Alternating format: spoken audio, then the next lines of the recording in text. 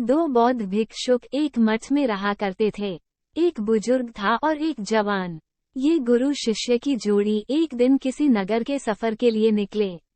ये दोनों जिस नगर के लिए जा रहे थे उस नगर के प्रवेश पर एक बड़ा सा गेट था। ये गेट शाम को एक निश्चित समय पर बंद कर दिया जाता था। इन दोनों को उस नगर में बहुत जरूरी काम था, इसलिए वो किसी भी तरह गेट बंद होने से पहले उस नगर तक पहुंच जाना चाहते थे। लेकिन सिर्फ समय ही उनके लिए एक बाधा नहीं थी, एक और बड़ी बाधा थी इस नगर के रास्ते में आने वाली एक नदी। दोनों गुरु शिष्य बड़ी जल्दी में अपने सफर को खत्म करना चाहते थे। दोनों बड़ी तेजी दिखाते हुए उस नदी तक पहुंच गए, जिसे पार करके उन्हें नगर के उस गेट तक पहुंचना था। बारिश का मौसम था, इसलिए सामान्य रूप से जितना उस नदी में पानी होता था उससे ज्यादा था। दोनों ने नदी तक पहुंचने के बाद समय देखा तो अब नगर के गेट बंद होने के लिए ज्यादा समय बचा नहीं था। ज्यादा पानी होने की वजह से वह दोनों नदी में तैरकर जाने का रिस्क नहीं ले सकते थे, इसलिए गुरु ने इधर उधर देखा तो उसे एक जगह पर एक नाविक बैठा हुआ नजर आया। गुरु ने नाविक को नदी पार कराने के लिए मना लिया। नाविक के साथ दोनों गुरु और चेला नाव में सवार हो गए और नाविक को कहने लगे कि जरा जल्दी इस नदी को पार करवा दो।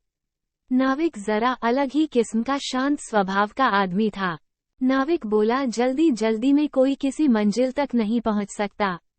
जो भी होगा आराम से होगा। गुरु और चेले ने नाविक से कहा कि आराम से हम जाएंगे तो उस गेट के बंद होने से पहले नहीं पहुंच पाएंगे। नाविक बोला, आराम से जाओगे तो ही पहुंच पाओगे, जल्दबाजी करोगे तो नहीं पहुंच पाओगे।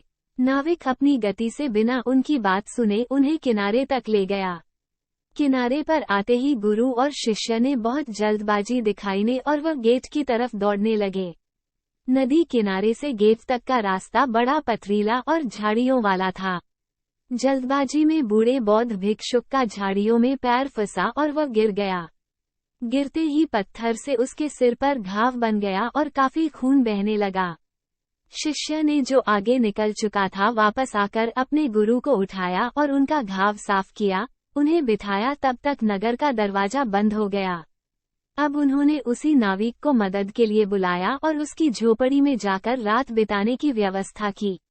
जब गुरु को थोड़ा अच्छा महसूस हुआ तब नाविक ने उससे कहा कि आप लोग मुझसे ज्यादा ज्ञानी है, लेकिन मेरे थोड़े से ज्ञान पर जो मैंने किताबें पढ़कर नहीं बल्कि अनुभवों से पाया था आपने ध्यान नहीं दिया। अगर आपने मेरी बात मानकर आराम से गेट की तरफ गए होते तो आज आप मेरी झोपड़ी में रात बिताने के बजाय नगर में आराम से रात बिता रहे होते।